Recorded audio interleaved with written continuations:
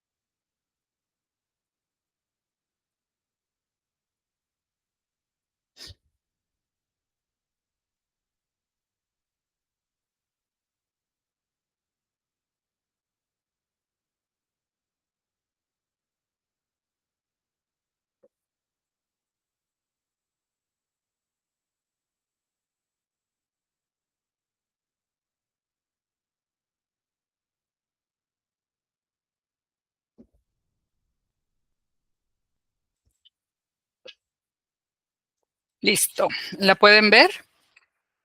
Sin problema. Sí, sí se puede ver, maestro.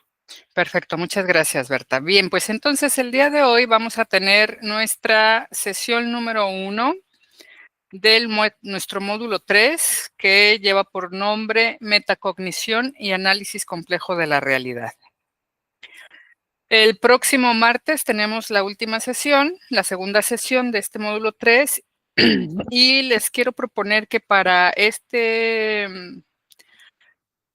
ocasión abordemos si hay dudas con respecto de sus actividades de tarea auténtica y de foro reforzador del aprendizaje del módulo 3, y si alguna duda tienen de los resultados de sus calificaciones y también procedimentales de sus actividades de tarea auténtica y foro integrador del módulo 2.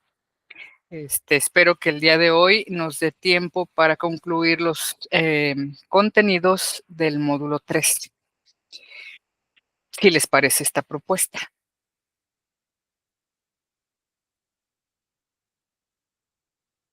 Sí, por mí está bien. Gracias, Berta. Tonantzin, si no puedes encender tu micrófono, actívanos por favor tu chat. Muchísimas gracias, muchísimas gracias. Bien, continuamos entonces. Hoy vamos a hacer entonces una recapitulación muy breve acerca de lo que tenían que hacer en su tarea auténtica, que es del módulo 2, mapear la complejidad, cuyo propósito de esta actividad era que aplicaran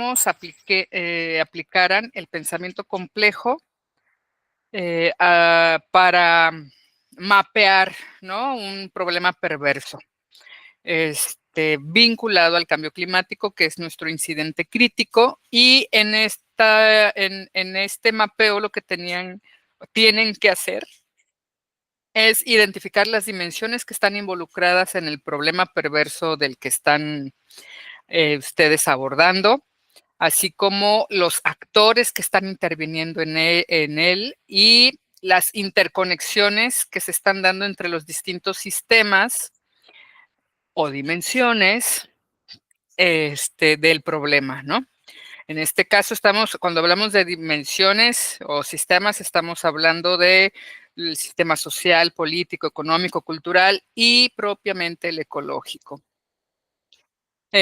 Para que desde ahí, desde este análisis de interconexiones, de actores y de dimensiones o sistemas, o sea, todo lo que compone al sistema en el que se presenta este problema perverso, estemos en condiciones de proponer soluciones que incorporen o que asuman la complejidad no solamente del problema, sino del sistema por sus múltiples actores, dimensiones e interconexiones, y también que asumamos en esa propuesta de soluciones, pues que también estamos cargando con una fuerte dosis de incertidumbre. Es decir, que no hay certezas, que las cosas no son lineales, no son absolutas y que puede haber condiciones emergentes que básicamente nos cambien la jugada en el último momento, ¿no? Entonces, eso incluso también hay que considerarlo. Bien, entonces aquí la próxima sesión me voy a dedicar más a estos elementos, ya conforme haya sistematizado qué fue lo que abordaron cada una de ustedes, para hablar de los diferentes actores, los diferentes problemas, actores, dimensiones e interconexiones que abordaron. Bien, esto con respecto de la tarea auténtica y con respecto de, bueno, este es un ejemplo que quiero darles de problematizar y de identificar problemas perversos o estrategias para abordar estos problemas perversos. Y lo que hice fue rastrear los elementos en los que se basa una línea, ¿no?, de nuestra Estrategia Nacional de Cambio Climático, que es la estrategia de adaptación. Esto a nivel gubernamental. Entonces, el gobierno federal tiene definidas ya desde hace varios sexenios, no es que sea una cuestión nueva en este sexenio, sino que las políticas en torno al cambio climático en nuestro país, pues sí tienen alrededor de, formalmente establecidas, tienen alrededor de 15 años, ¿no? Y cada nuevo gobierno federal, pues ha tenido que actualizar no solamente el estado del conocimiento que hay acerca del cambio climático, sino también en función de sus prioridades de gobierno, de gobernanza, definir la política pública, ¿no? Entonces, bueno, no es una excepción. En este sexenio también ha ocurrido lo mismo. Y hay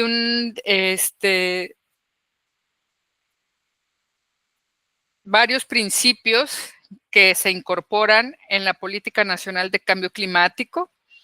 Entre ellos está, bueno, el principio de sustentabilidad, el principio precautorio, el principio de adopción de medidas para la disminución de las emisiones de CO2, la participación ciudadana, instrumentos económicos, fiscales, de facilidades para las empresas o punitivos para las empresas también. Obviamente todos los lineamientos, programas, proyectos de conservación de ecosistemas marinos y terrestres en el país. La progresividad de cada uno de los lineamientos, ¿no? De cómo se van generando bases y sobre esa base hay una nueva estructura, una nueva política que va ayudando a consolidar lo que previamente se ha dado, ¿no? Bien, entonces, de todos estos principios, hay un camino No quiere decir que sea el único camino, son varios caminos a la vez, pero solamente para hablar como, por ejemplo, de este ejercicio que ustedes tienen que realizar, de que tienen que encontrar un problema perverso y sobre él hablar de su complejidad. Entonces, nosotros estamos partiendo en este ejemplo que les estoy poniendo, a partir de la política pública federal en materia de cambio climático, que es una estrategia nacional de adaptación y mitigación al cambio climático. Vamos a hablar en específico de la adaptación. Entonces, la adaptación genera un montón de programas, de proyectos y de actividades a nivel federal que parten de la noción de vulnerabilidad actual y de la vulnerabilidad futura. Un análisis de riesgos, ¿no? Integral también. Entonces, a partir de esta vulnerabilidad, de reconocer y primero de identificar y luego de reconocer los alcances de esa vulnerabilidad, que es lo más vulnerable y lo menos vulnerable. Y entonces, en función de ese gradiente, llevar a cabo la implementación de políticas públicas para todos los sectores que vayan generando procesos de adaptación a esa vulnerabilidad, ¿sí? Entonces, hay distintos enfoques para hablar de la adaptación en nuestra política pública federal. Se consideran 4 grandes enfoques, que ya esto va delineando la forma en cómo el gobierno federal va a proponer soluciones, ¿no? Y bueno, entonces estos principales enfoques, bueno, uno es la evaluación de la vulnerabilidad, luego el diseño de las medidas de adaptación, luego la implementación de las medidas y finalmente el monitoreo y evaluación de todas estas medidas, ¿no? Que es muy común que se corresponde mucho con lo que vamos a ver más adelante y con lo que ustedes tienen que trabajar también en su tarea auténtica, ¿no? Entonces, bueno, eso con respecto del proceso general. Luego, los enfoques. ¿Desde dónde o hacia dónde se van a dirigir todas estas medidas de adaptación, ¿no? Entonces, una es la adaptación basada en ecosistemas, ¿no? Que es cómo hacemos que los servicios ecosistémicos de todos los ecosistemas presentes en el país nos ayuden a adaptarnos, ¿no? Y también qué medidas de conservación se tienen que implementar para que estos ecosistemas se mantengan fuertes, se mantengan sanos y sean resilientes a las perturbaciones del cambio climático. No del cambio climático como una cuestión, acuérdense, abstracta allá, que solamente tiene que ver con el calentamiento global, no, sino con todas las causas y efectos del cambio climático, ¿no?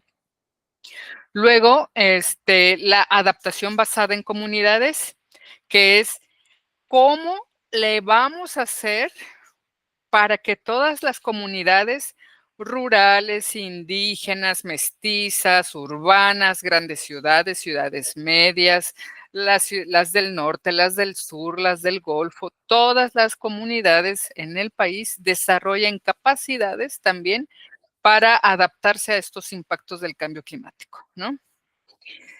Entonces, imagínense ahí todos los elementos que tienen que entrar en juego. Y otro enfoque es la adaptación basada en la reducción del riesgo de desastre. Ustedes recordarán, por ejemplo, ahora esta situación en la Huasteca, ¿no? En Hidalgo, Puebla y Veracruz y San Luis Potosí,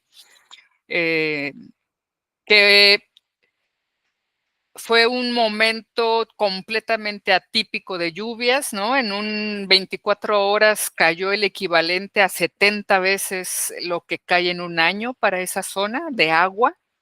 Fueron alrededor de 280 mililitros en 24 horas. Entonces, no iba a haber infraestructura hidráulica que pudiera contener ese volumen de agua en 24 horas, ¿no? Entonces, eso ha obligado, por ejemplo, la presencia de este volumen de agua en 24 horas a que desde Conagua y en realidad todas las dependencias gubernamentales de los 3 niveles de gobierno, ayuntamientos, estados y la federación, ahora tengan que considerar, porque ya está el dato de que es posible que en el país sigan ocurriendo este tipo de lluvias de 280 mililitros de agua en 24 horas. Entonces, ¿qué es lo que hay que hacer? ¿Cómo le hacemos para adaptarnos?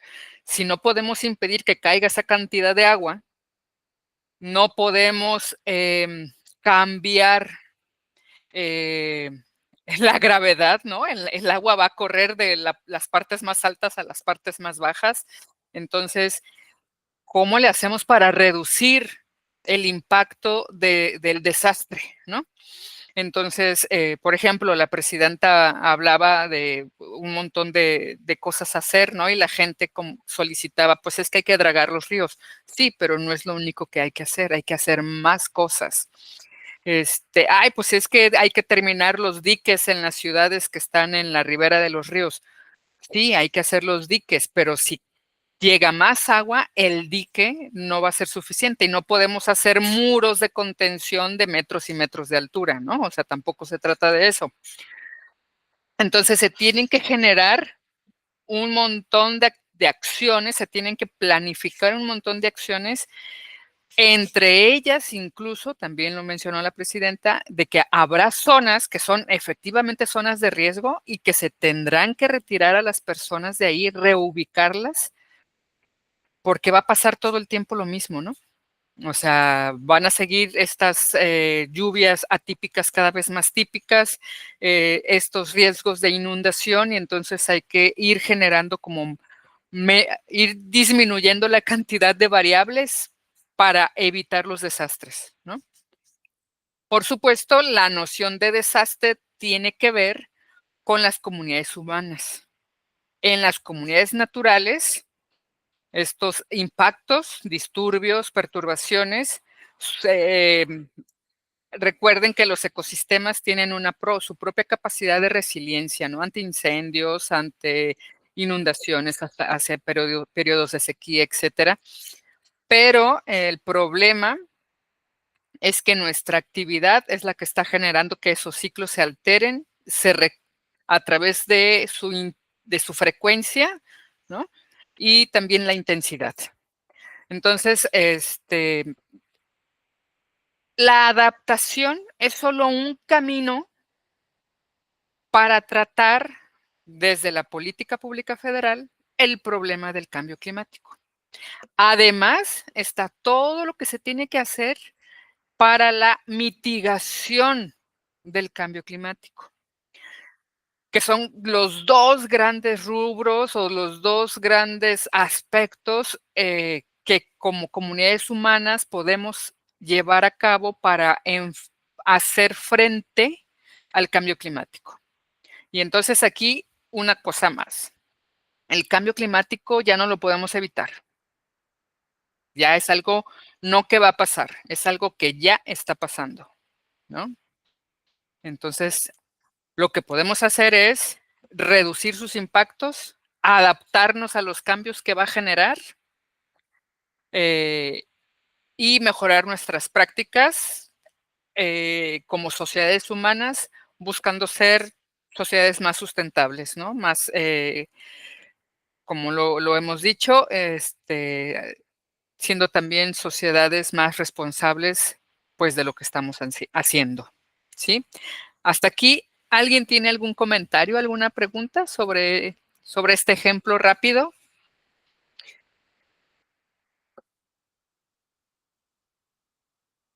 ¿Nadie? Bueno, entonces voy a avanzar.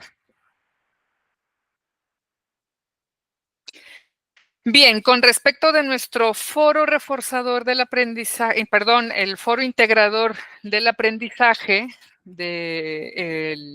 sí es foro reforzador del aprendizaje del módulo 2, se refiere al el desarrollo y aplicación de nuestras habilidades blandas, ¿no? Y su relación con el pensamiento complejo. Entonces, la intención del foro, es primero que nos volteemos a ver cada uno, cada una de nosotras, personas, para identificar, para reconocer primero qué tipo de habilidades blandas ya tenemos, ya manejamos. Y cuáles son las que como estudiante primero y después como futuro profesional, persona profesional de la administración y el comercio, requerimos tener, ¿no? ¿Qué tipo de habilidades blandas? Para que entonces sí, una vez que hemos identificado estas habilidades blandas que ya tenemos, pensemos en todos estos elementos que hemos estado viendo sobre el pensamiento complejo, el pensamiento en red, el pensamiento rizomático, de cómo la realidad no es estable, cómo no es lo mismo un problema que una problematización, de cómo es las nuevas exigencias también del campo laboral, pero también las nuevas áreas para el trabajo de profesionales de la administración y el comercio, ¿no? Por ejemplo, en áreas que creeríamos no convencionales, ¿no? Entonces, desde todos estos elementos, cómo el pensamiento complejo también nos permite reconocer esas habilidades blandas como una fortaleza que ya tenemos o como una fortaleza que debemos desarrollar, ¿no?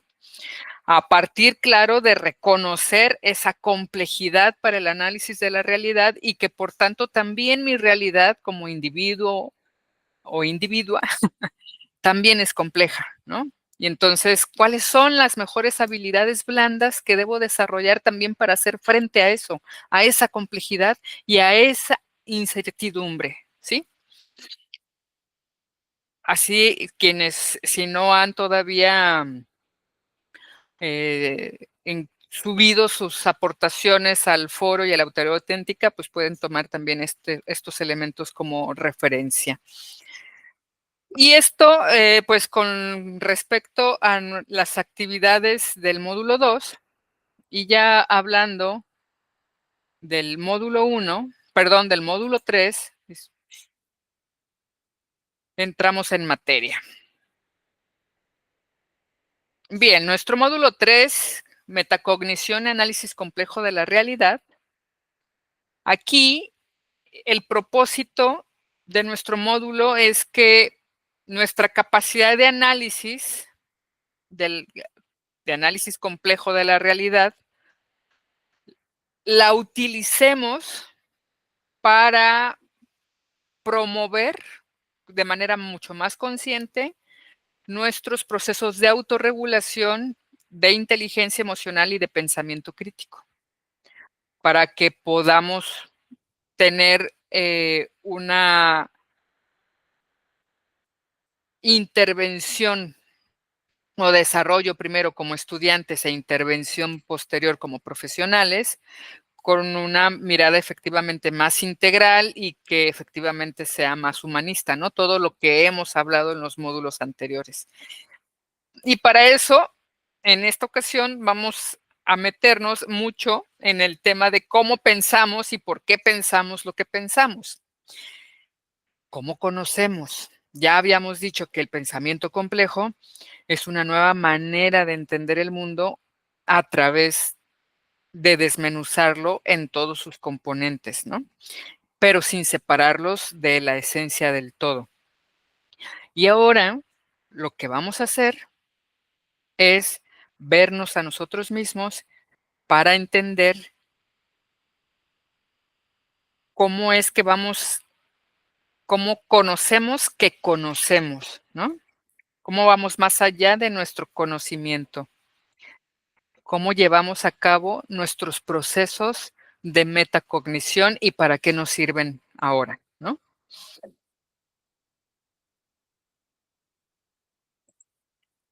Bien, son 5 los rubros que vamos a abordar en este módulo. Propiamente la metacognición, posteriormente qué es y para qué nos sirve la conducta autorregulada, cómo se clasifican los sistemas sociales complejos, cuál es la correspondencia entre pensamiento complejo y metacognición y qué son las habilidades duras y para qué nos sirven y cuál es el sentido de que las estemos viendo o cómo se complementan con todo lo que hemos venido abordando hasta este momento. ¿Alguien tiene alguna duda al respecto? ¿Algún comentario? Bueno, avanzo entonces.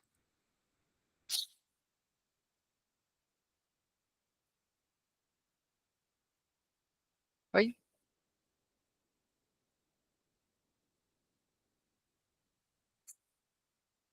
nada más déjenme ver por qué no puedo moverme de...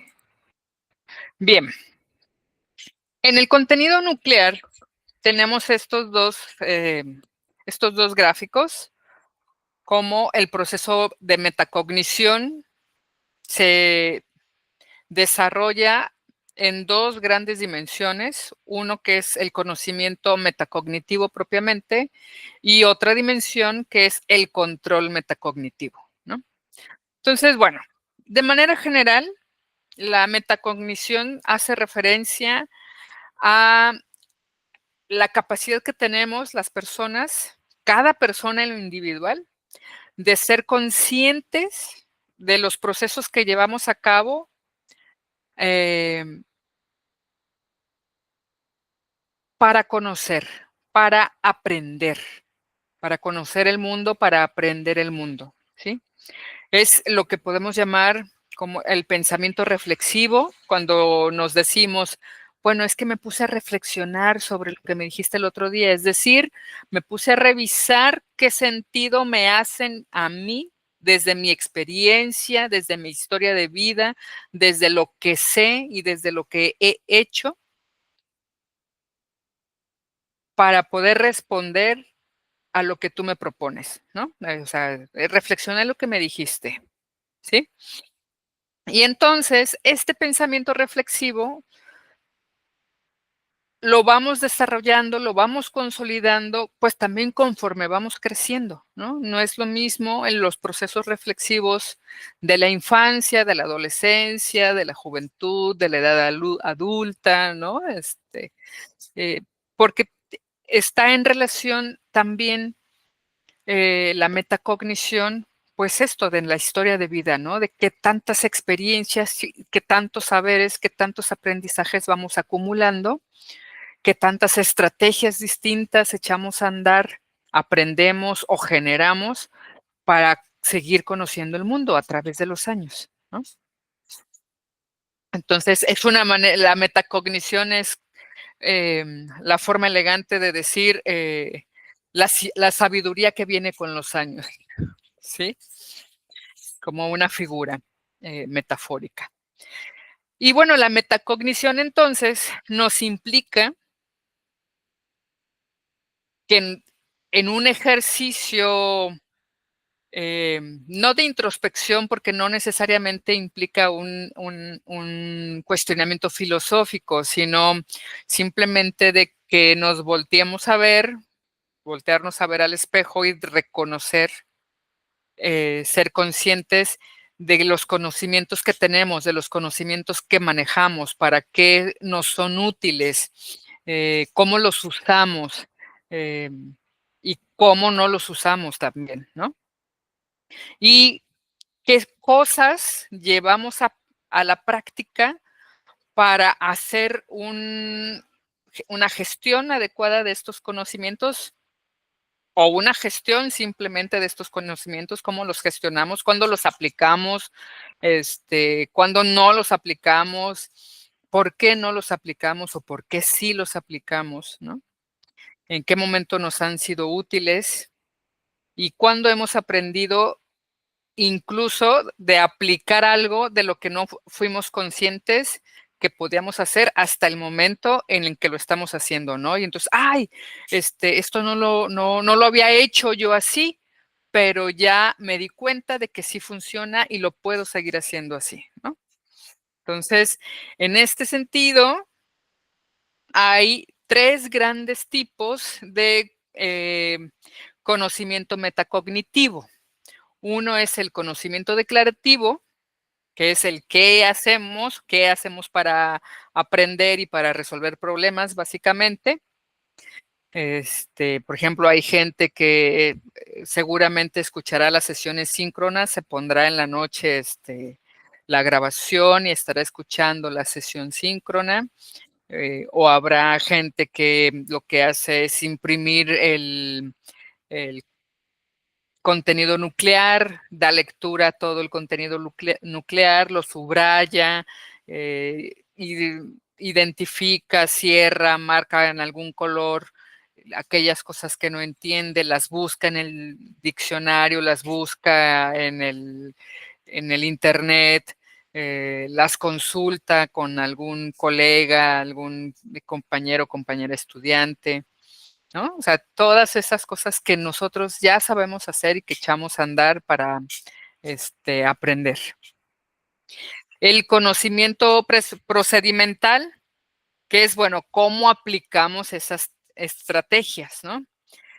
Por ejemplo, cuando estamos revisando la información y que luego aparecen las gráficas de pastel o las gráficas de barras o los porcentajes, los números, ¿no? En tablas. Entonces también hay que saber leer, saber interpretar esos datos, por ejemplo. Como también desde el hecho de subrayar las ideas principales, las ideas secundarias o identificarlas en un texto. Es decir, saber utilizar las estrategias que ya hemos adquirido para conocer, ¿no? Para aprender. Entonces, ese es el conocimiento procedimental, el que tiene que ver con los procedimientos, cómo hacemos la receta, ¿no? Y finalmente el conocimiento condicional, que como dice en el contenido nuclear, pues es lo que tiene que ver con el cuándo lo aplicas y por qué lo aplicas, ¿no? Entonces, ¿cuándo, por ejemplo, es más adecuado hablar en porcentajes? ¿Cuándo tienes que hablar de proporciones? ¿No? 2:1, 3:1, es 5:1, ¿no? Escalas. O de porcentajes para hablar por cada 100 de tal cosa, hay 80 de esto, hay 25 de esto, ¿no? ¿Cuándo tienes que hablar de datos absolutos, ¿no? Fueron 23 las familias reubicadas de un total de 5,000 familias afectadas, por ejemplo, ¿no? Eso nos da dimensiones en rangos dependiendo de qué estamos hablando, ¿no? De qué evento, qué fenómeno o qué aspecto de qué fenómeno estamos abordando. ¿Hasta aquí alguien tiene algún comentario, alguna duda? ¿No? Bien, continúo entonces. El otro aspecto de la metacognición, gracias, Tonantzin. El otro aspecto de la metacognición es el control metacognitivo, ¿no? Y entonces, bueno, ¿y por qué necesitamos controlarnos? Pues no es que necesitemos propiamente controlarnos, pero sí necesitamos autorregular lo que aprendemos, desde dónde lo aprendemos, para saber en qué momento seguir qué canales o qué líneas de pensamiento que pueden ser las más adecuadas para resolver los problemas que tenemos enfrente, ¿no? A los que cotidianamente nos estamos enfrentando. Y no es Pareciera que en realidad es una operación cotidiana, pero hay muchas personas que no las podemos llevar a cabo o que no las llevamos a cabo porque andamos muy distraídas o porque somos muy dispersas, ¿no? O porque no sabemos, no tenemos las herramientas para poder acomodar en los diferentes lugares de nuestra cabeza, de nuestro pensamiento, por prioridad o por materia, los conocimientos que tenemos, ¿no? Entonces, para que podamos llegar a este control metacognitivo, es decir, para que podamos regular, autorregularnos nuestros pensamientos, pues hacemos lo que en esta licenciatura de Administración y Comercio es una tarea cotidiana. Todo el tiempo una persona que se dedica a la administración y comercio tiene que hacer una planificación, un monitoreo y una evaluación de las acciones que está realizando. Bueno, claro, ya ahora no solamente son actividades exclusivas de los profesionales de la administración y el comercio, ya ahora las tenemos que realizar en prácticamente todas las disciplinas científicas, en todas las carreras profesionales. Pero hay que reconocer que es precisamente de este perfil profesional en donde se desarrolla con mayor potencia estas fases, ¿no? Entonces, bueno, pues tan es así que en la metacognición tienen una gran importancia estas fases y las hacemos evidentes a través de estos contenidos para que también ustedes puedan hacer como estas relaciones, ¿no? De cuál es la finalidad de que desarrollemos una mejor habilidad de autorregular y gestionar nuestros pensamientos, nuestros procesos de pensamiento, ¿no? Entonces, desde el ámbito estudiantil hablamos de la planificación como todas las acciones que llevamos previas a realizar una tarea, ¿no? ¿Cómo la vas a hacer? ¿Qué vas a hacer primero? ¿Qué necesitas para hacer cada cosa? ¿No? O sea, si necesitas tener tu control, tu internet, si vas a necesitar estar en un espacio silencioso, si necesitas materiales, papel, lápices, hacer recortes como antes se hacía, o si desde la virtualidad basta con que tengas internet. O si tienes que generar algunas otras herramientas o ayudas previas a la realización de tu tarea, ¿no? Y el monitoreo, pues propiamente es dar seguimiento y revisando cómo vas avanzando, si lo estás haciendo bien, si sabes que estás cumpliendo o no con todos los requisitos que hablando del diseño instruccional, o sea, de las instrucciones que se te han dado para realizar las actividades, o si lo que estás proponiendo le hace falta algo y entonces tienes que incorporarlo, ¿no? O sea, es el propio reconocimiento de lo que estás haciendo para aprender si lo estás haciendo adecuadamente, si está cumpliendo satisfactoriamente, o si es algo que se está ahí medio tambaleando, ¿no? Y bueno, la evaluación, ya una vez que terminas la actividad que hayas estado realizando, si efectivamente los resultados que obtuviste son los que esperabas obtener al inicio, o si constituyen un asunto completamente nuevo para ti y no te lo esperabas, ¿por qué ocurrió así? ¿No? Y si eso va a ser útil o si tienes que hacer ajustes para que esté mejor acabado, ¿no? Tu trabajo, tu tarea, tu actividad. O si tiene que ver con algún elemento práctico, pues entonces, ¿qué tenías que hacer? O en dónde tienes que realizar modificaciones para que en un siguiente ejercicio práctico, ahora sí los resultados sean mejores, ¿no? Pero entonces el proceso metacognitivo recuerden que no es no es un pensamiento lineal, ¿no? Recuerden siempre que incluso el proceso metacognitivo, en tanto que requiere ser conscientes de algo, puede ser que hasta que terminas una tarea, una actividad, te das cuenta de que hay un elemento al inicio o en medio que lo comprendiste de manera equivocada o no suficiente, ¿no? Entonces te puedes regresar y enmendar. O sea, no es como que ya lo hice así y ni modo, ya no lo puedo corregir, me sigo derecho, ¿no? ¿Vale? ¿Hasta ahí tenemos alguna pregunta? ¿Alguien? ¿Nadie? Muy bien. No, maestra, gracias. Gracias, Berta. Gracias, Tonantzin.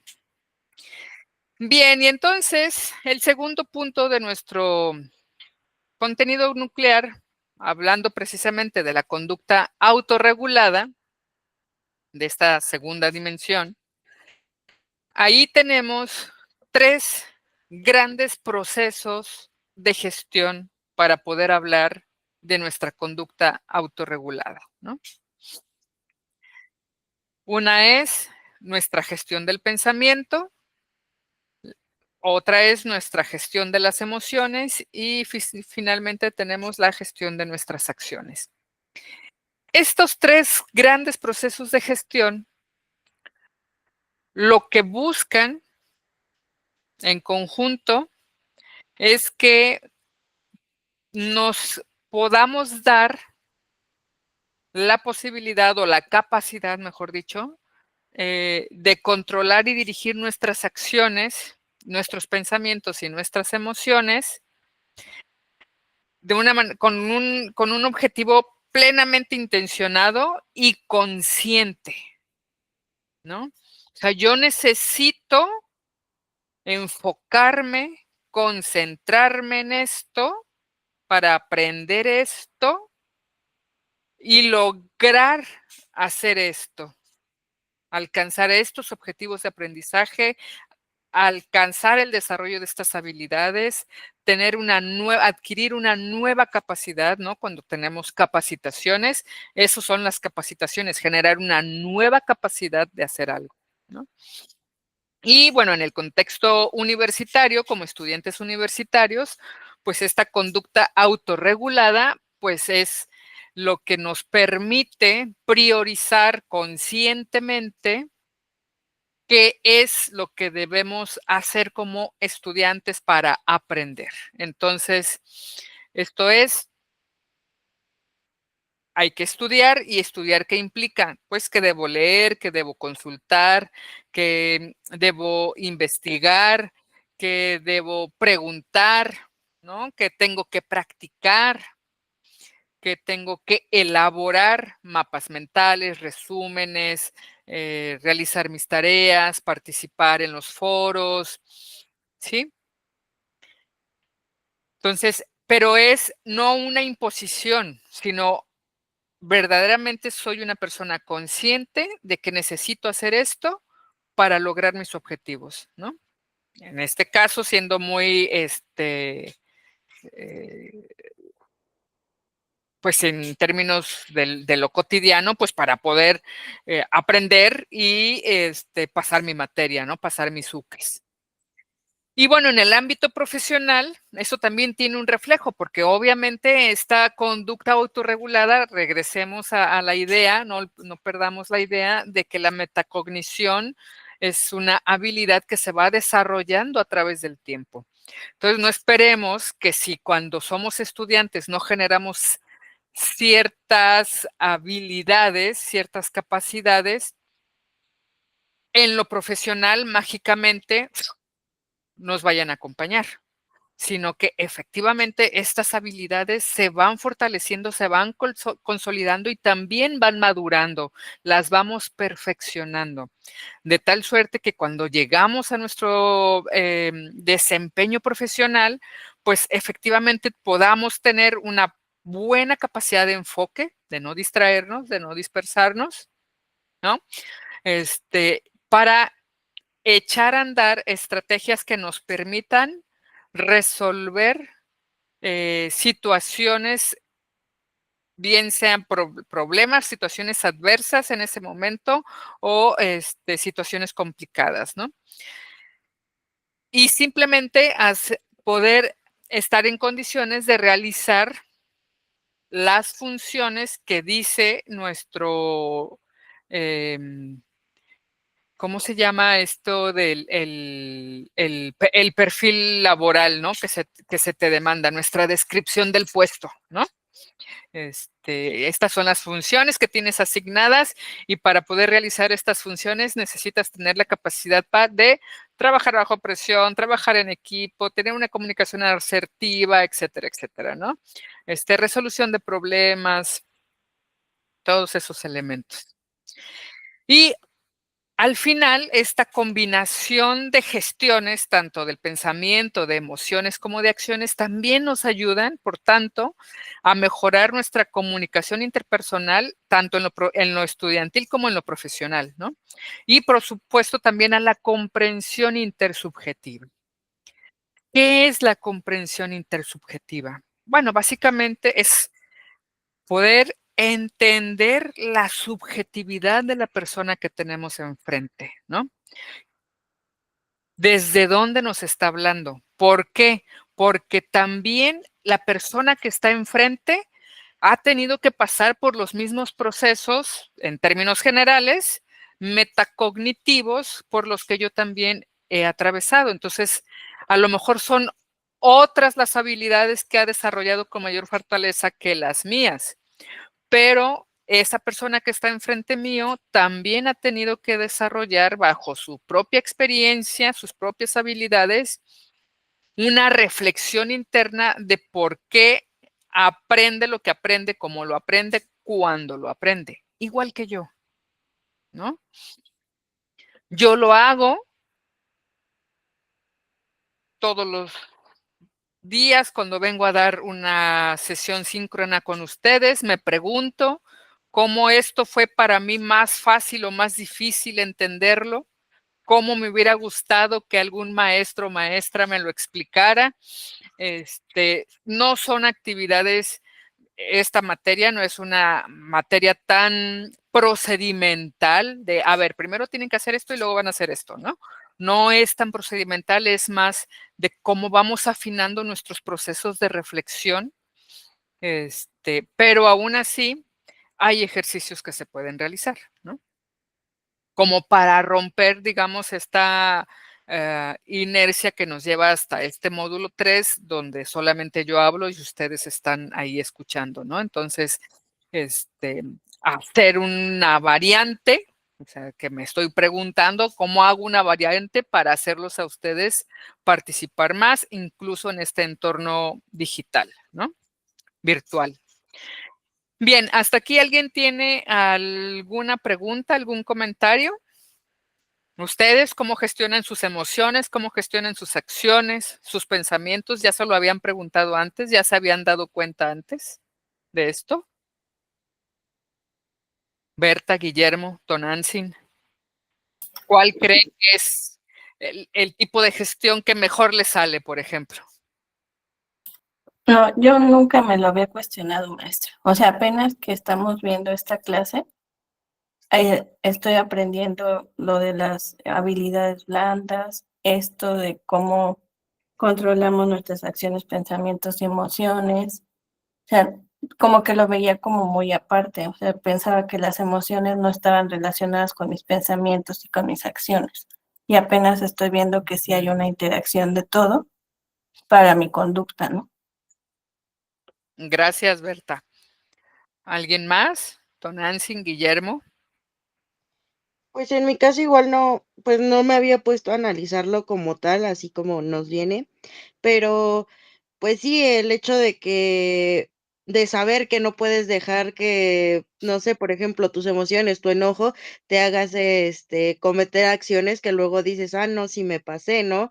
O que estás pensando ahí de: "Oye, y le hubiera dicho, y le hubiera hecho", son cosas que al final sí bueno, al menos yo sí percibo que mis emociones repercuten en los demás, al igual que, pues, todas, ¿no? Que tienen una interdependencia, pero, pues, así analizarlas como tal, pues no me había puesto nunca.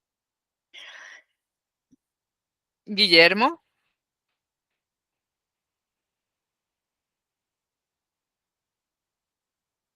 Bueno, parece que no tenemos a Guillermo por ahí o nos está escribiendo en el chat.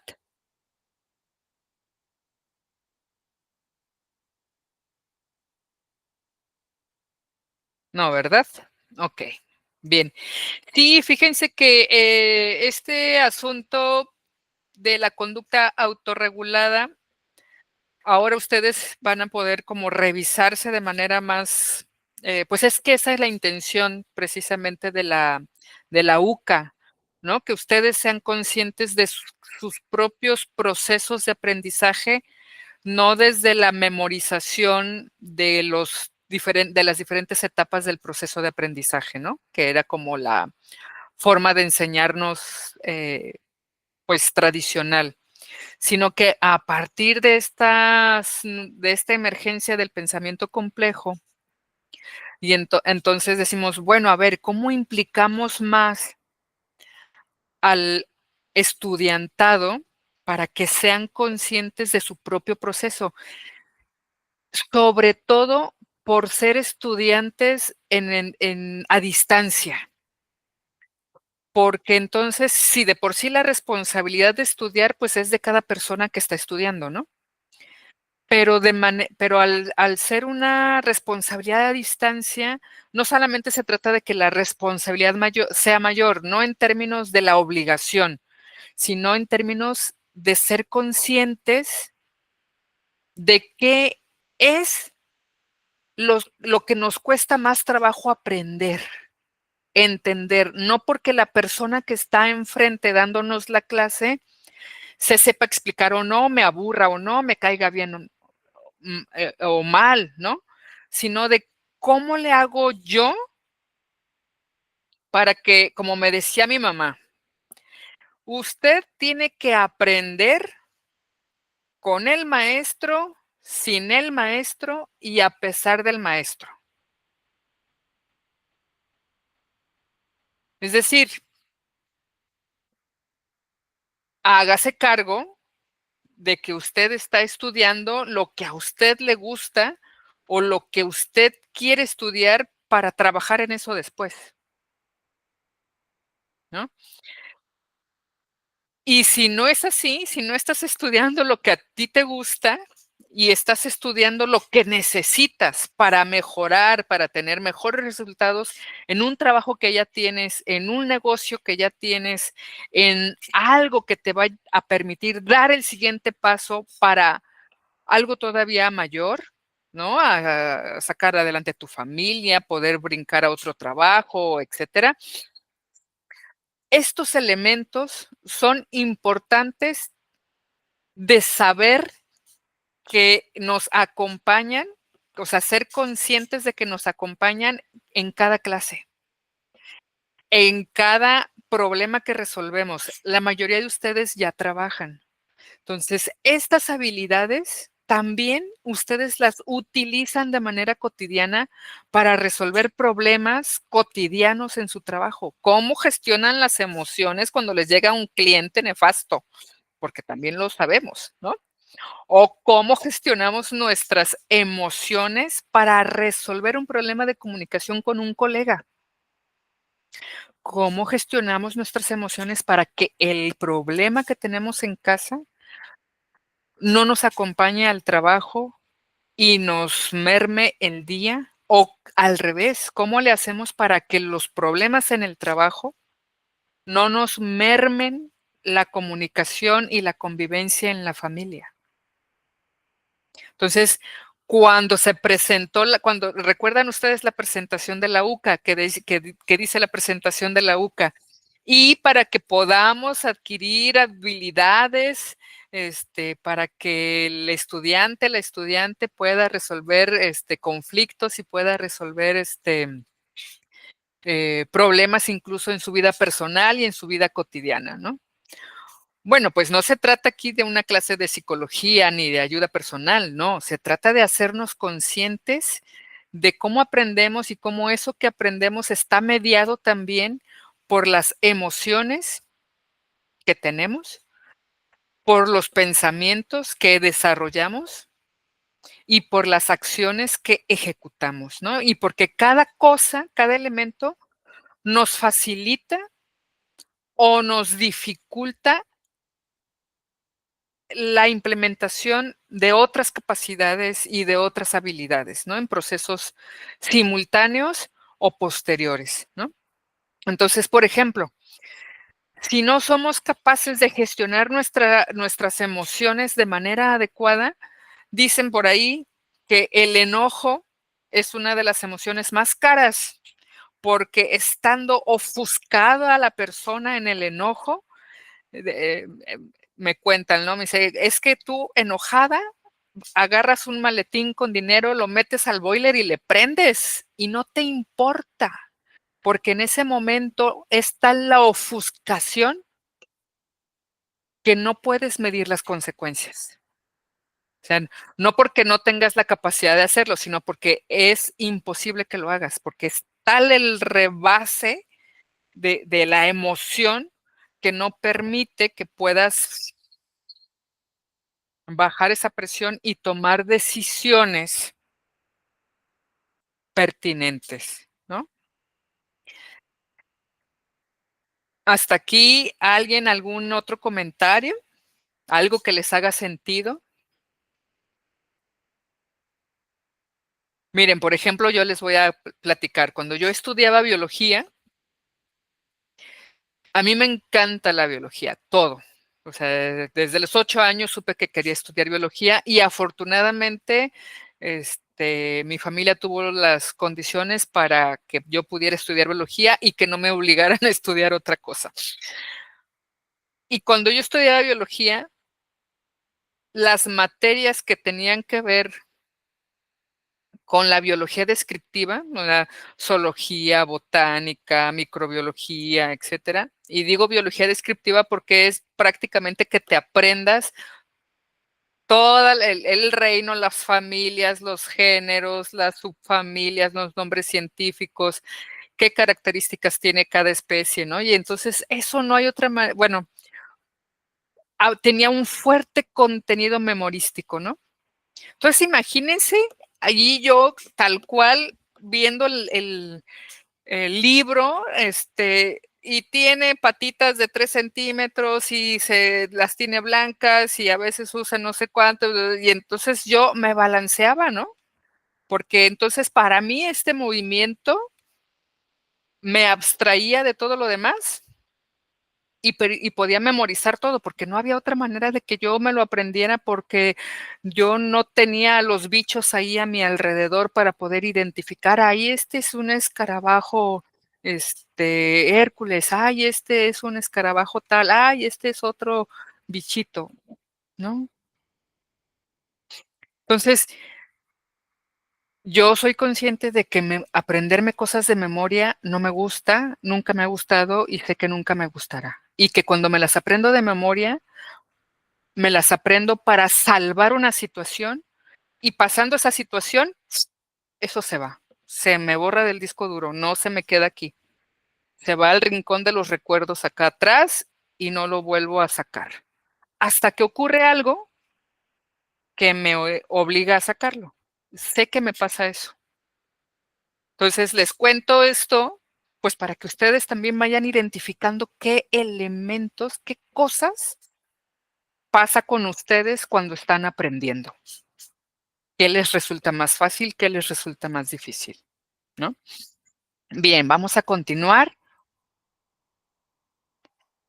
Y entonces, a resultas de estos elementos, de tanto del control metacognitivo como de los tipos de conocimiento metacognitivo, pues desarrollamos, ahora sí, competencias metacognitivas, ¿no? O sea, nosotros mismos, nosotras mismas, a partir de que nos damos cuenta de que reconocemos, es que a mí se me facilita más estudiar con música o que necesito irme a la biblioteca y donde no haya ruido. Yo me tengo que esperar a que toda mi familia se duerma para poder estudiar porque necesito que no haya nadie más, ¿no? Me gusta estar sola para estudiar. O no, yo puedo estudiar en el camión, en el metro sin problemas, ¿no? Ahí pues, puedo ir revisando rápidamente los contenidos, no tengo ningún problema. Entonces, a partir de que reconocemos cómo pensamos mejor, y también por qué pensamos, o sea, por qué aprendemos o por qué vamos conociendo más de ciertas cosas a las que tenemos mayor afinidad y facilidad, también comenzamos a desarrollar nuevas capacidades. Ya muchas a estas alturas, ya estando en la universidad, muchas ustedes ya las tienen.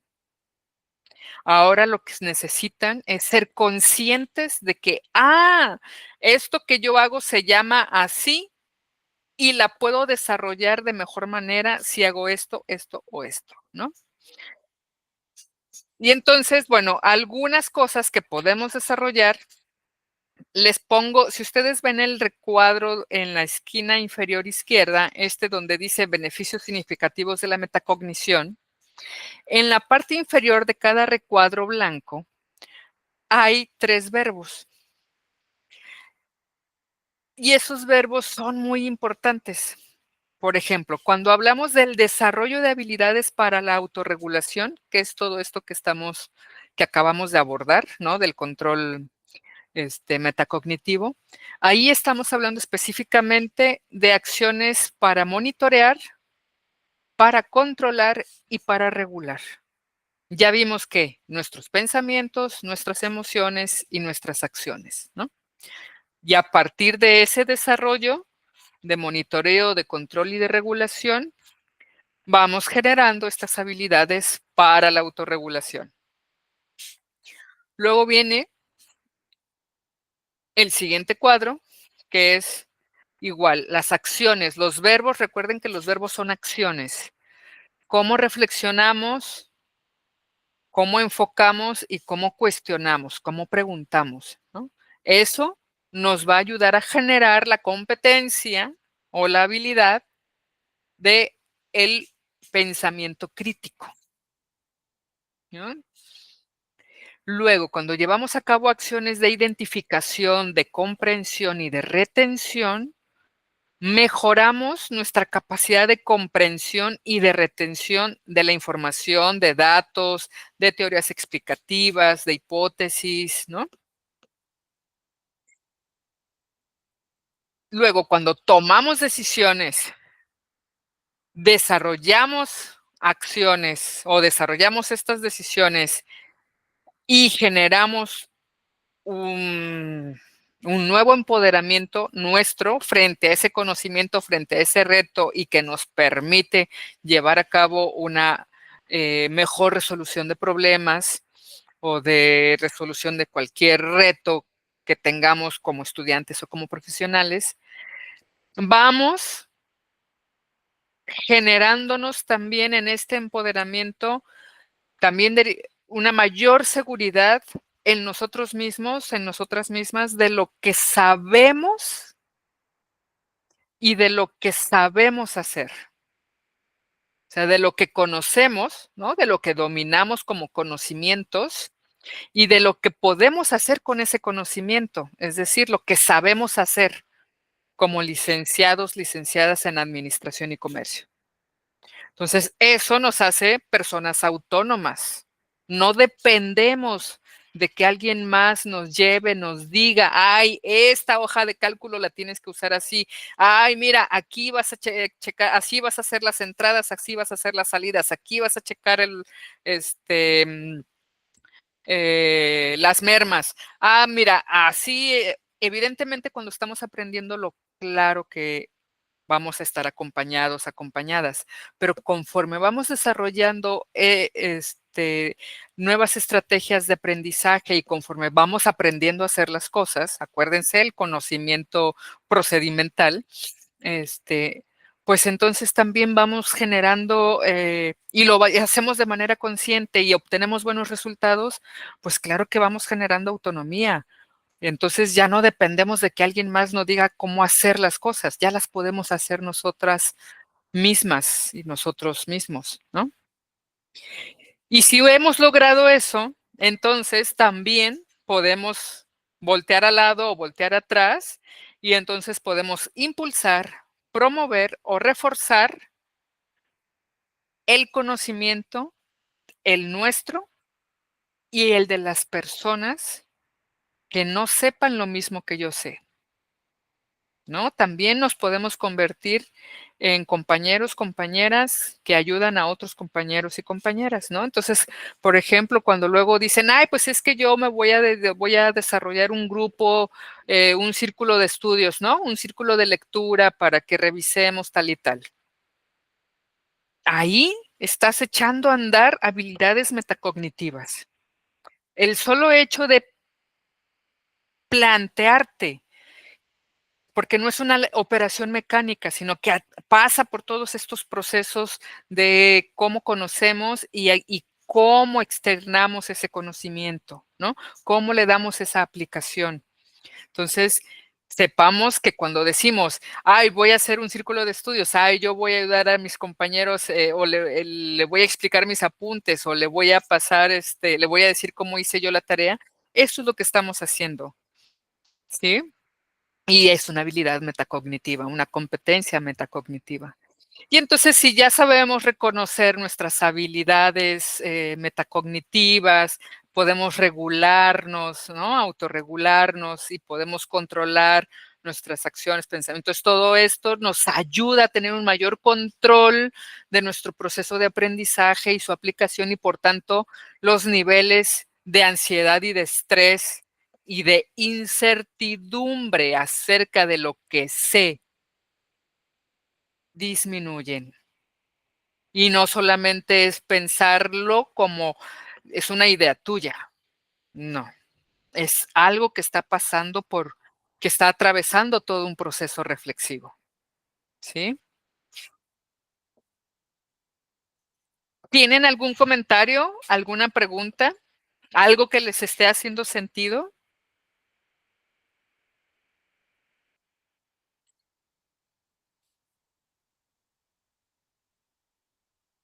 Berta, Tonantzin, Guillermo.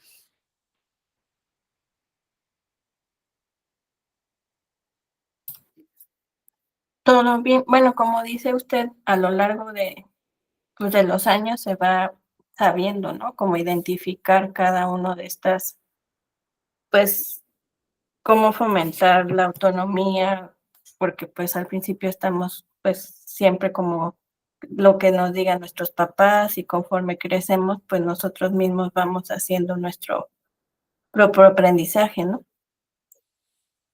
Y vamos decidiendo a qué le vamos dando prioridad, ¿no? Y también es una manera, pues, de cómo las personas nos vamos haciendo adultas, ¿no? Y también vamos asumiendo, no solo la responsabilidad, sino también el control en esta regulación, el control de nuestro aprendizaje, de lo que queremos ser, ¿no? Y por eso estamos aquí. Ustedes como estudiantes y yo como docente, ¿no? Bien, y hablando de la gestión de las emociones, pues también tenemos que hablar de manera como muy especial, de la inteligencia emocional, ¿no? Entonces,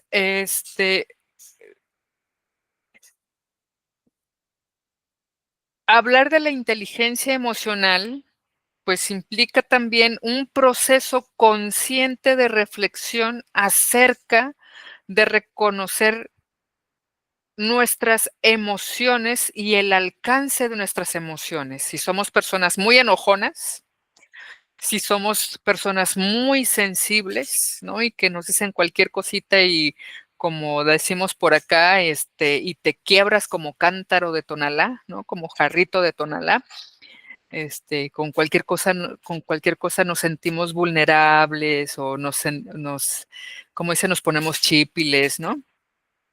O nos chiveamos, ¿no? Somos personas más bien tímidas, pero también eso esto tiene que ver más con el tipo de personalidad que con que si somos o no somos inteligentes emocionalmente, ¿no? Pero no, la inteligencia emocional tiene que ver con que sea con también un proceso de reflexión en donde reconocemos a qué emociones somos más proclives y cuáles son las emociones que nos dificultan más y las que nos facilitan más nuestro aprendizaje, ¿sí? Entonces, aquí, por supuesto, también tiene que ver,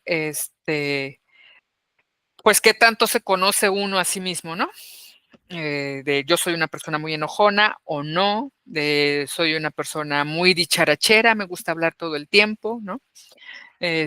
O soy una persona que me gusta contar chistes, o que todo el tiempo estoy muy seria y para mí los procesos todos tienen que ser muy formales, muy serios, no me gustan las bromas, ¿no? Que tiene que ver también con cómo, otra vez, para no irnos hacia el tema de la personalidad, pues cómo finalmente nos permean nuestras emociones, ¿no? En nuestro contenido nuclear nos recordaban por ahí que la inteligencia emocional, como decía Aristóteles, y yo lo voy a contemporizar, ¿no? Este dicho de que la inteligencia emocional tiene que ver con enojarse con la persona correcta en el momento correcto, en el grado o intensidad correcta, por las cosas correctas y de modo correcto. O como decía Joaquín Sabina, las lágrimas para llorar cuando valga la pena, ¿no? Y estas maneras también de asociar, pues por supuesto que también nos ayudan, ¿no? No todo es formal, no es todo hay muchas cosas en la vida que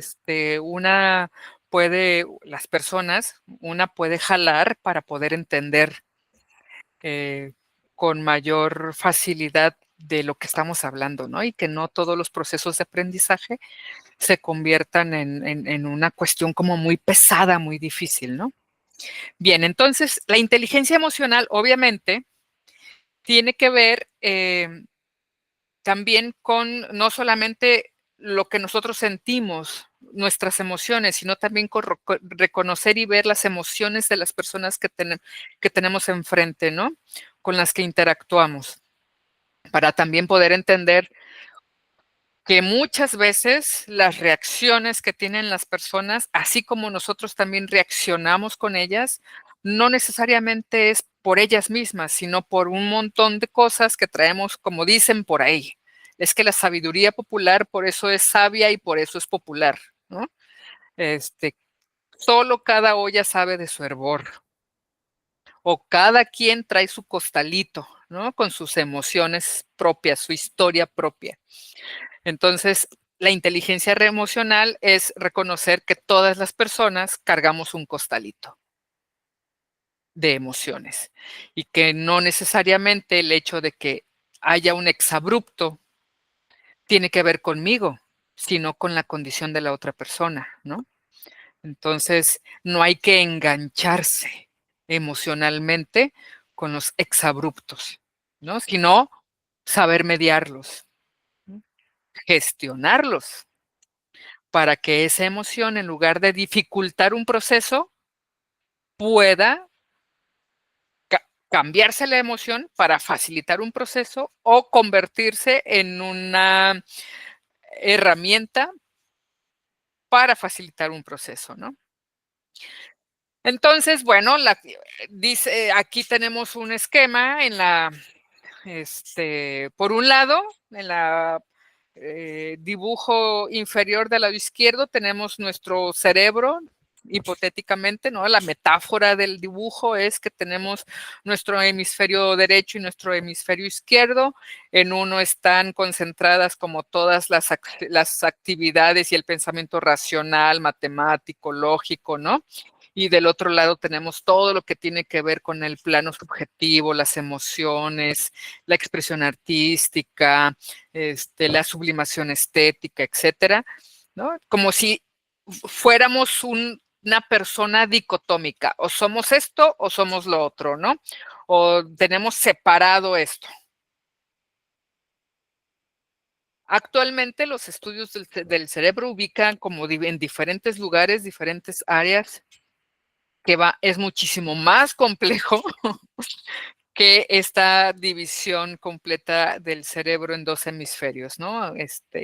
No antagónicos, pero sí complementarios. En este caso son completamente complementarios, ¿no?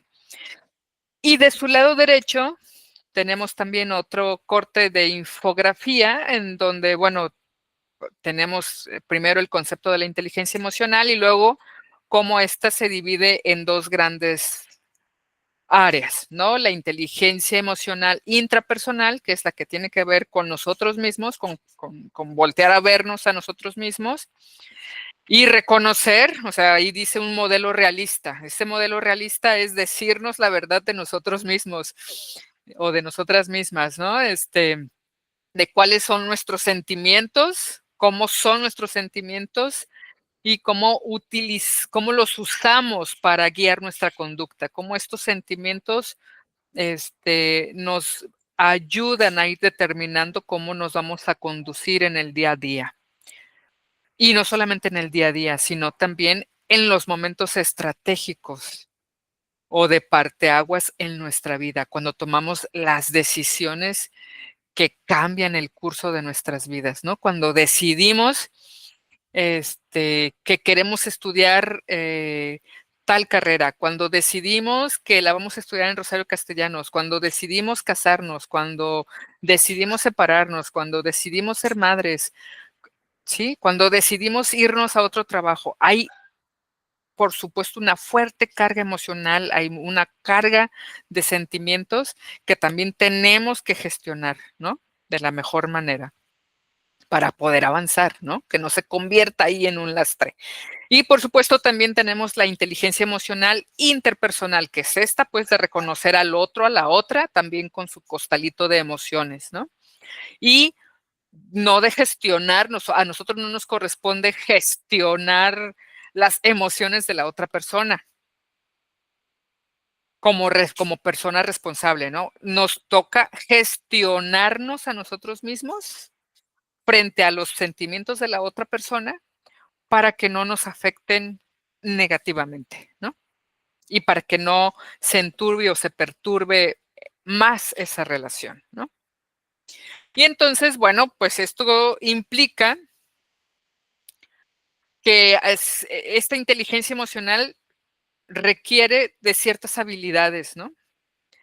Pero que al mismo tiempo también nos va ayudando a que las vayamos desarrollando cada vez más, que son el conocimiento de uno mismo, de saber quiénes somos, ¿no? Cómo somos, qué sentimos, qué emociones son las que nos atraviesan, cómo nos autorregulamos, todo esto que ya hemos comentado, qué elementos, qué situaciones, qué condiciones, qué factores son los que nos motivan, ser conscientes de esas motivaciones.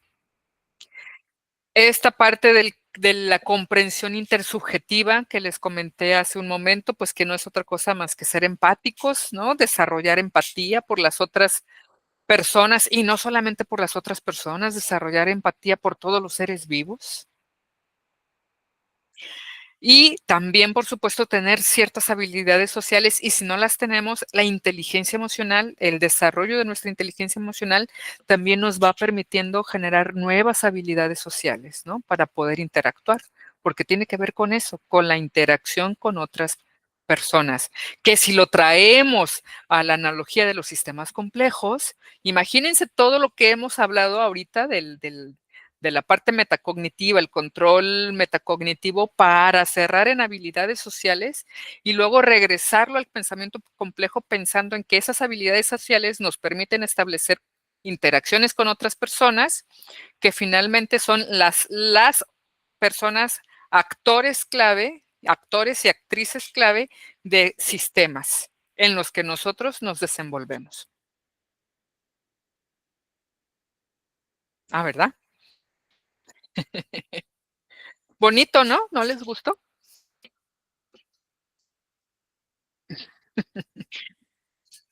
Gracias, Tonantzin. Gracias, Guillermo. Bien, entonces, estamos a 4 minutos de terminar nuestra sesión síncrona del día de hoy. Les sugiero que lo dejemos aquí y les quiero pedir, por favor, que en el chat me hagan llegar su nombre completo y algún comentario sobre la sesión, por favor. Y entonces, el próximo martes cerramos, a ver, permíteme, Tonantzin, porque no puedo ver el chat. ¿Podemos checar brevemente lo que se pueda, por favor, de esto en las tareas? A ver, sí, ¿tienes alguna duda, algún comentario? Claro que sí. No, es que en realidad no he podido revisar qué pide y pues más o menos las especificaciones que usted nos vaya a dar. Pero te refieres a las especificaciones de la tarea próxima, Sí, de de la este del módulo módulo 3. 3, de la del Ajá. módulo 3, porque esas no las traigo en estas diapositivas. Pero básicamente lo que hay que hacer, bueno, ¿tienen 5 minutos extras para hablar acerca de eso? Yo sí. Ok, Berta. Por no poder prender. Sí, no te preocupes, Guillermo. Ok, perfecto. Entonces nos quedamos 5 minutos más para revisar la tarea auténtica, ¿no? Bueno, entonces, en la tarea auténtica lo que vamos a hacer es el diseño de una propuesta. Bueno, a ver, permítanme, vamos a dejar de compartir aquí. Y me voy a permitir tomar aquí una captura de pantalla de todos nosotros. Bien, entonces, lo que vamos a hacer en nuestra tarea auténtica es, bueno, retomar todos estos contenidos que lo que hemos venido abordando y lo que nos faltaría abordar para el próximo martes. Y lo que tenemos que hacer es diseñar una propuesta integral para abordar un problema perverso. En el módulo anterior, en el módulo 2, ya hicieron un primer análisis de un problema perverso, ¿cierto? En el que ustedes tuvieron que identificar las dimensiones, los sistemas y los actores y actrices que intervienen en ese problema perverso. Estamos viendo el problema perverso no como un problema del pensamiento lineal, sino como un problema complejo. Por tanto, si es un problema complejo, entonces estamos hablando de problematización. Y si estamos hablando de problematización es porque esa condición adversa interactúa con otros elementos y genera consecuencias, ¿no? Y esas consecuencias se corresponden con otros sistemas o con otras dimensiones. La dimensión cultural, política, social, ecológica, ¿sí? Entonces, ustedes ya hicieron eso en el módulo 2. Ahora, en este módulo 3, no lo dice explícitamente, pero no, bueno, de hecho sí lo dice. Lo que tienen que hacer es retomar ese problema perverso y en función de lo que ya analizaron, que si ustedes se acuerdan de las etapas de para la intervención, ¿se acuerdan ustedes que en el semestre pasado llevaron una UCA o materia o asignatura, no sé cómo se llamaba en el semestre anterior, de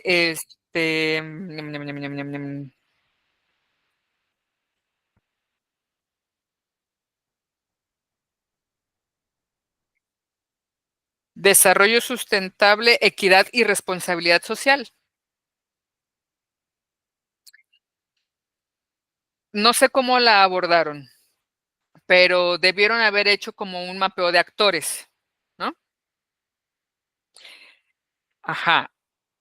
Ese mapeo de actores y también debieron haber hecho como una caracterización sociodemográfica de un lugar que tiene que básicamente son los elementos para el diagnóstico de un territorio. ¿Sí? Sí, Están haciendo un poco lo mismo, pero en otro nivel de complejidad. Ahora no están pensando propiamente en un territorio, están pensando en un problema perverso derivado o que se encuentra en el supersistema, vamos a decirlo así, del cambio climático, ¿no? Y entonces ustedes ya identificaron en este módulo 2 los elementos diagnósticos iniciales. Con ese diagnóstico del problema perverso, es decir, qué actores intervienen, qué dimensiones están presentes, cuáles son las causas y consecuencias en los diferentes sistemas, cómo son esas interacciones, ¿no? Ahora ustedes lo que van a hacer en este módulo 3 es diseñar la propuesta de soluciones para ese problema perverso. Eso es lo que van a hacer.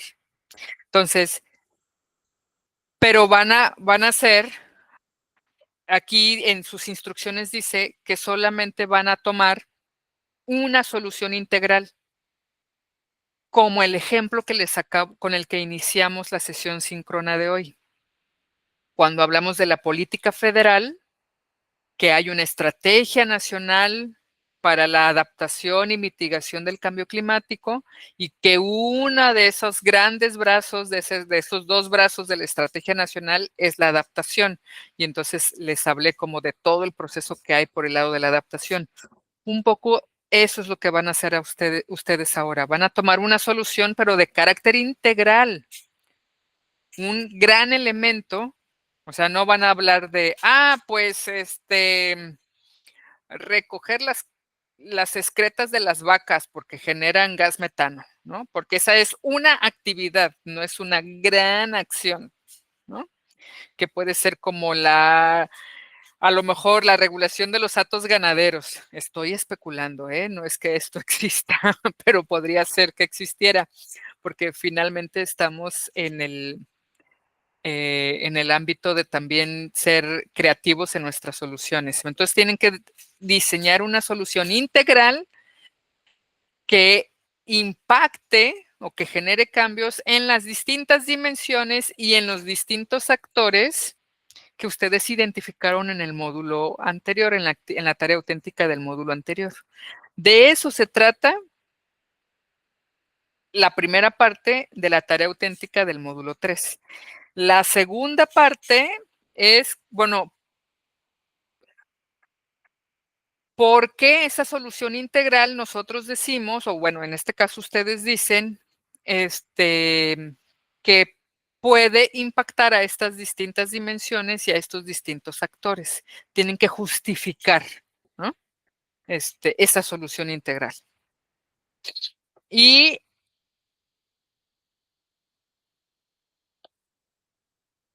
tienen también que, dentro de esa misma justificación, también tienen que identificar qué posibles dificultades o resistencias pueda haber, tanto en las distintas dimensiones que vayan a abordar como en los distintos actores que estén involucrados en ese problema, ¿no? Porque bueno, pues son esas posibles dificultades se convierten en un tipo, como no son elementos que estén bajo su control, luego se convierten como en elementos de incertidumbre, ¿no? Entonces, ¿cómo vamos a lidiar con esos elementos de incertidumbre? Ojo, no son los actores los elementos de incertidumbre, sino la resistencia de esos actores. Ese es el elemento de incertidumbre. Bueno, y luego, tienen que pensar en cómo se monitorearía y se evaluaría la solución integral que estén pensando. Si van a hacer como mediciones mensuales, preguntas de satisfacción, o si hay cambios en la percepción de las personas, si estamos hablando de las personas, pues, ¿no? O si hay elementos cuantitativos evidentes en los que podemos darnos cuenta que las cosas están mejorando o empeorando, pues qué elementos serían estos, ¿no? ¿Cómo los van a monitorear? ¿Van a medir todos los días en la mañana? ¿Van a medir cada semana? ¿Van a aplicar algún tipo de encuesta? ¿Es de acuerdo a no sé cuántos productos se hayan vendido o cuántas tecnologías se hayan incorporado? O si hay una nueva adaptación tecnológica, si se redujo el consumo de energía fósil, no sé, es que dependiendo de qué solución cada uno se le ocurra, ¿no? Que puede echar a andar dependiendo del problema perverso que haya seleccionado en el módulo anterior. Entonces, por eso también es la gracia de que sea una tarea auténtica, ¿no? Que difícilmente cualquiera de ustedes tres va a presentar la misma propuesta o más o menos el mismo diseño, ¿no? Seguramente pueden coincidir en el tema, que tampoco estaría, o sea, no es que esté mal, pero evidentemente tendrían que justificar cada quien por qué está proponiendo lo que está proponiendo como solución integral, ¿no? Y ahí sí no se pueden repetir justificaciones, porque cada persona es única e irrepetible, ¿sí? ¿Tienen algún elemento, alguna pregunta concreta sobre su tarea auténtica que van a realizar en este módulo 3?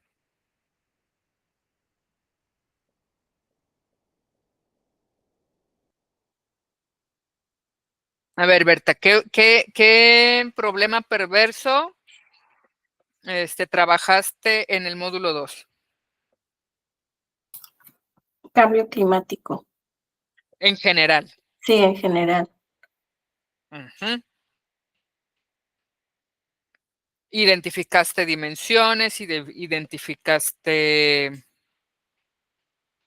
actores, identificaste interacciones, ¿cierto? Sí. Ok. Ahora lo que tienes que hacer es diseñar una solución integral para ese cambio climático, para ese análisis específico que hiciste. Ahora, lo estás haciendo en grandote, ¿no? Yo te recomendaría, si lo quieres tomar así, que lo redujeras. ¿Tú dónde vives? En la Ciudad de México. ¿En qué alcaldía? Cuauhtémoc. En Cuauhtémoc. Ok, Cuauhtémoc no, pero fíjate que Iztapalapa está desarrollando una estrategia local de adaptación y mitigación del cambio climático. Entra a internet y búscalo, revísalo, que te dé una idea. Ese problema del cambio climático gigante, lo puedes aterrizar, lo puedes llevar a una región específica. Por eso te pregunto que dónde vivías, porque puedes territorializarla a tu alcaldía, por ejemplo, para que no sientas que te ahogas. ¿no? Tonantzin. Sí. ¿Cuál fue tu problema perverso? Yo continué sobre la línea de las energías verdes. Pero ¿cuál de todas? Lo tomé como general, energías verdes, y pues contextualicé la política, las dimensiones de política, económica, social y ecológica. Ok, pero aquí estamos viendo, estamos planteando que las energías verdes son un problema perverso. Sí, porque aunque sí dan soluciones, o sea, al final es algo emergente, problematiza en ciertos aspectos. Por ejemplo, ay, me pongo nerviosa y se Excelente. me va.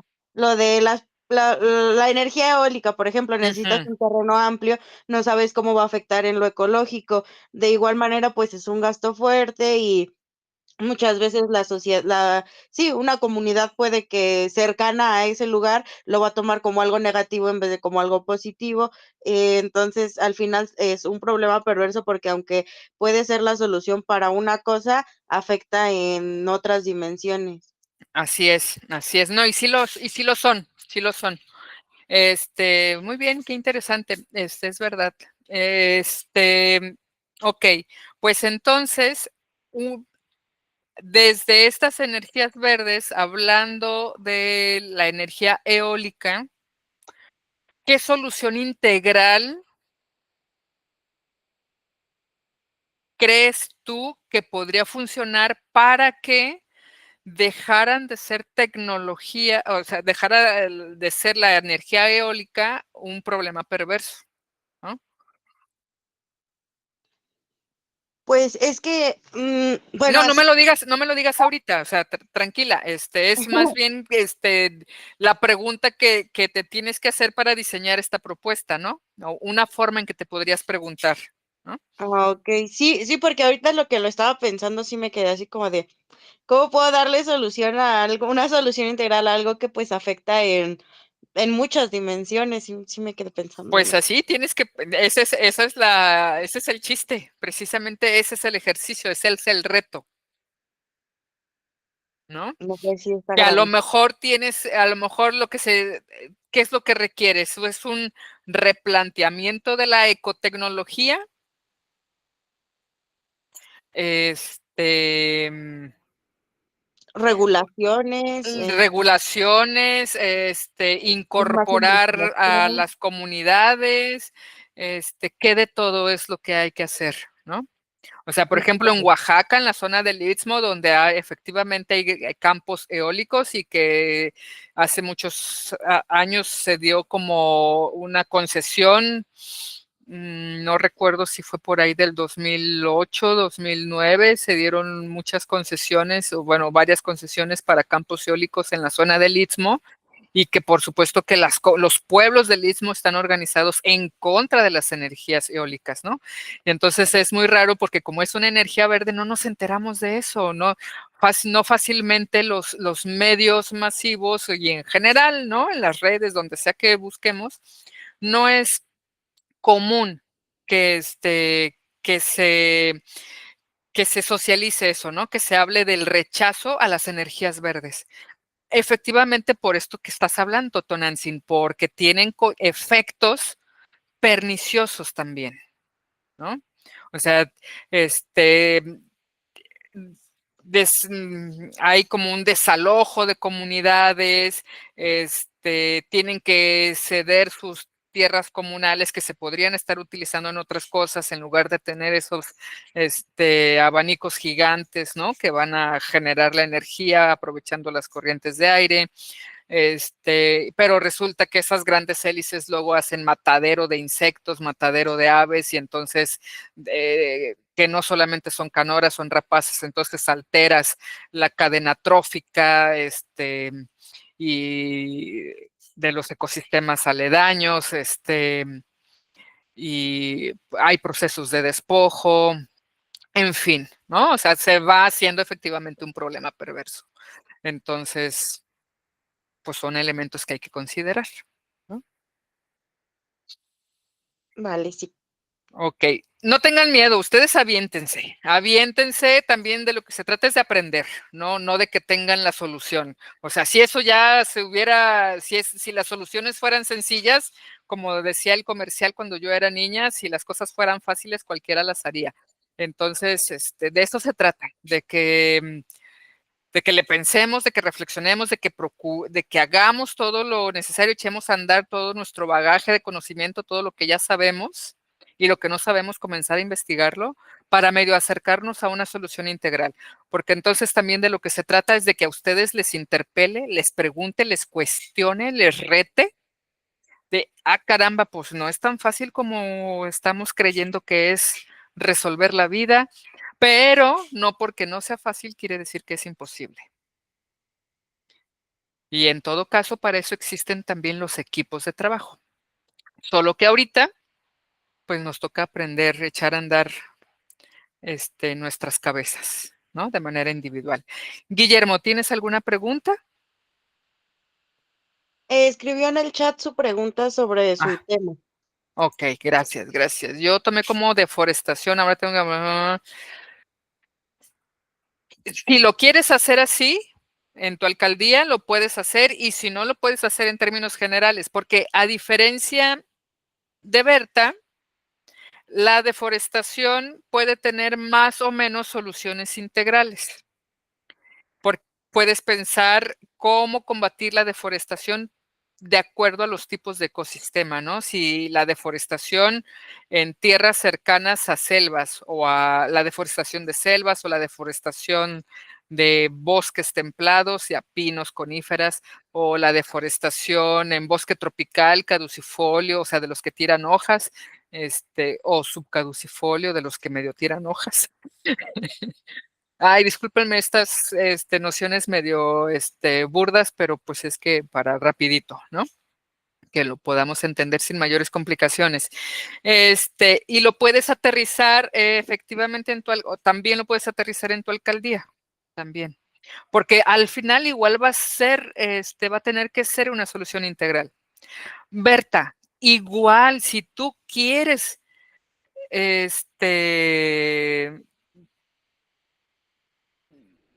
de todo lo que puede implicar el cambio climático, aún cuando lo apliques a tu alcaldía, también puedes escoger una partecita, pues, ¿no? No importa, o sea, porque lo que necesitamos es que no solamente que sí puedan avanzar, sino también que se den cuenta.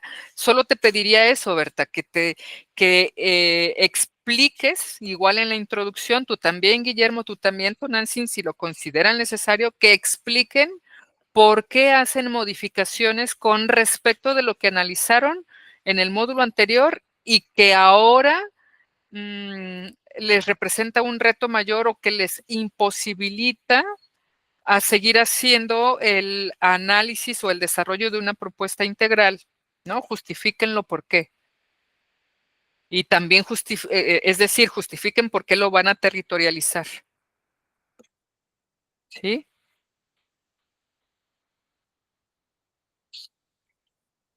¿Alguna otra pregunta? ¿Se sienten mejor, más seguros para hacer esa tarea auténtica? Pues con un poco más de contexto, pero igual de insegura que al principio. Ni hablar, como dice Pérez Reverte, ni hablar del peluquín. De eso se trata. De que sepamos que en la vida no hay certezas, pero sí muchas aproximaciones a ella. Bien, ¿estamos listos? Ya, por favor, no olviden, ok, Guillermo, Berta y Tonantzin, sus nombres completos, por favor, y y también tú, Guillermo, es nombre completo y, bueno, el grupo, y comentarios sobre la sesión o sugerencias sobre la sesión, por favor, para recuperarlo y que también sea una autoevaluación, ¿sí? Antes de irnos, ahí escríbanle, por favor. Es que Ya son las 7:20, chicos. Rapidín, ¿no podrían lo que hacen? Ponemos nuestro comentario, decirnos qué es en el foro, porfis. Sí, está bien. Ok, en el foro de reforzamiento vamos a hablar ahora de las habilidades duras. En el módulo anterior hablamos de las habilidades blandas. Ahora vamos a hablar de las habilidades duras que no las alcanzamos a abordar en esta sesión, ¿no? Las estaríamos abordando hasta el próximo martes. Y bueno, en realidad, ¿qué son las habilidades duras? Rápidamente, las habilidades duras son como las habilidades o conocimientos que tú desarrollas a través de un proceso formal de educación. Son como las habilidades específicas que tu perfil profesional te va a dar, ¿no? Por ejemplo, ustedes en su perfil profesional de administradores, ustedes tienen nociones de contabilidad, saben manejar hojas contables, saben manejar en términos instrumentales, qué es las hojas de cálculo, las tablas dinámicas, pueden generar gráficos, ¿no? Que nos hablen del comportamiento de los principales indicadores de una empresa. En términos de recursos humanos también, como de la distribución jerárquica o no de las funciones y de los perfiles que se necesitan para desarrollar a cabo las funciones.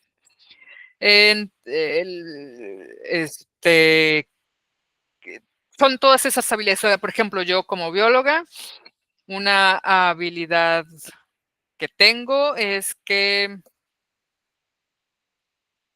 puedo hacer una caminata por bueno, no como bióloga, como educadora ambiental, yo hago una caminata por cualquier sendero y puedo identificar elementos que me servirían para sensibilizar o educar ambientalmente sobre la importancia de ese sendero a un grupo de personas, ¿no? Porque estoy encontrando especies llamativas, porque puedo identificar factores de disturbio o de resiliencia, porque hay especies que son endémicas, porque el tipo de conservación del espacio es muy bueno, porque es un lugar excelente para la recreación, para la meditación, o sea, todos esos otros servicios ecosistémicos que son intangibles, ¿no? Que no tienen que ver con la cantidad de toneladas que absorben de dióxido de carbono al año, ¿no? O cuántos litros o metros cúbicos de agua pueden infiltrar esos bosques, que también son datos que yo no los conozco al caminar por un sitio, pero sé que esos datos van a estar en algún lugar. ¿Cómo puedo manejar claves dicotómicas para la identificación de especies? O sea, son habilidades propias de cada carrera, ¿no? Hacer un diagnóstico clínico, los médicos, enfermeras, psicólogos, personas de odontología, ¿no? Los veterinarios, las personas que estudian derecho, cómo elaborar una demanda, ¿no? O sea, son esas habilidades propias de cada, por eso se dice que las habilidades duras son o conocimientos especializados o técnicos que solamente vas a adquirir a través de la educación formal, ¿no? Entonces, considerando esta idea, el foro de reforzamiento lo que nos está pidiendo es que reflexionemos sobre todos estos elementos que vamos a ver o que estamos viendo en el módulo 3 y otra vez sin dejar de lado todo lo que nos implica el cambio climático, los retos que nos significa el cambio climático, pues tenemos que pensar ahora qué habilidades duras tú necesitas como futuro administrador para echar a andar, para implementar medidas de adaptación o de mitigación al cambio climático. Acuérdense, es que eso no lo hemos visto. ¡Ah, diablos! Bueno, sí lo vimos. Cuando les dije que la política nacional tenía dos grandes brazos, por un lado la adaptación y por otro lado la mitigación. La mitigación tiene que ver con reducir, con disminuir los impactos, ¿no? Mitigar propiamente. Y la adaptación es cómo le hacemos cómo nos adaptamos a los cambios que nos va a generar o que nos está generando el cambio climático, ¿no? A escalas locales, a escalas territorializables, vaya, ¿no? No de manera abstracta. Entonces, ¿qué habilidades duras necesitan adquirir para poder pensar, para que ustedes puedan desarrollar propuestas de mitigación o de adaptación al cambio climático? Es decir, ¿qué necesitan dominar, conocer para poder hacer su tarea auténtica? Porque el diseño integral de solución en la que piensen, sea lo que sea que piensen, va a ser una medida de mitigación o una medida de adaptación. Ay, ya les dije la tarea.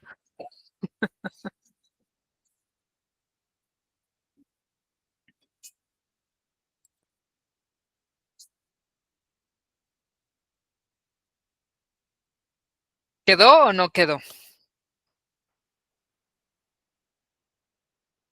Sí, ya está más contextualizado todo.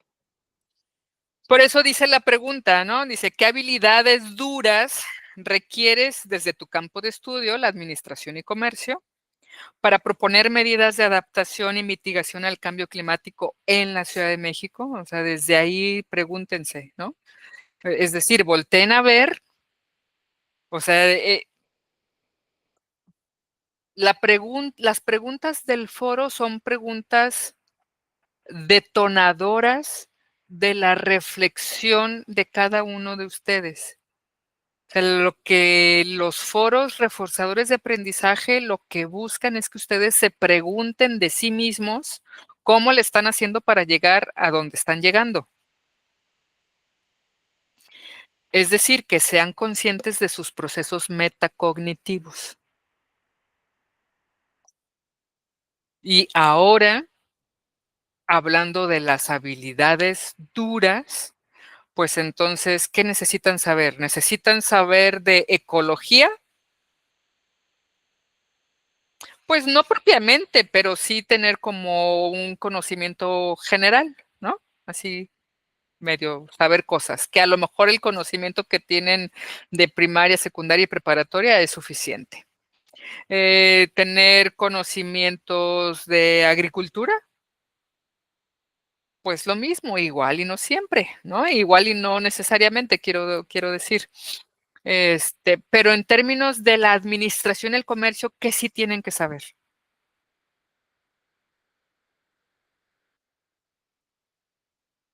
Trabajar en equipo, tener habilidades ofimáticas, ¿no? De identificación de fuentes primarias, fuentes secundarias, sistematizar información,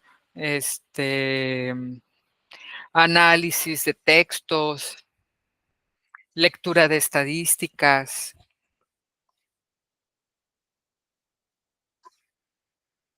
¿sí? O lo que estamos haciendo incluso en esta UCA y en las UCAs anteriores. Piensen en qué conocimientos, qué habilidades o qué nuevos conocimientos han estado adquiriendo en el camino que llevan hasta este momento de la licenciatura, de su formación, que les están ayudando o que les pueden ayudar a resolver a responder esta pregunta. Y de lo que ya saben que hace una persona que se dedica a la administración, ¿qué cosas les van a ayudar? Por ejemplo, la planeación estratégica, ¿no? Conocer de planeación estratégica. Saber hacer corridas financieras, porque pues todo diseño, toda propuesta cuesta. Entonces necesitamos hacer presupuestos.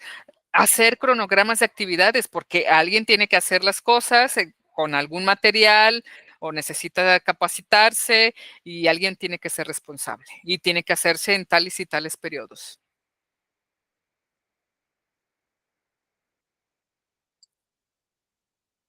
¿Queda más claro? Sí, ya queda un poco más claro. Muy bien. Entonces, Tonantzin. Ok, bueno, Guillermo ya puso él ahí su nombre, Tonantzin. Ah, ya estás también. Perfecto. Si no hay ninguna otra duda, si no hay algún otro comentario, alguien más, algo que quiera decir, pues podemos cerrar en este momento nuestra sesión. Nada más permítanme tomar la última captura de pantalla antes de irnos. ¿Pueden encender su cámara? Pregunto. Si no pueden encender. Ok, si no pueden encender su cámara, así queda. Ahí, Berta, a ver, déjanos tomo otra foto.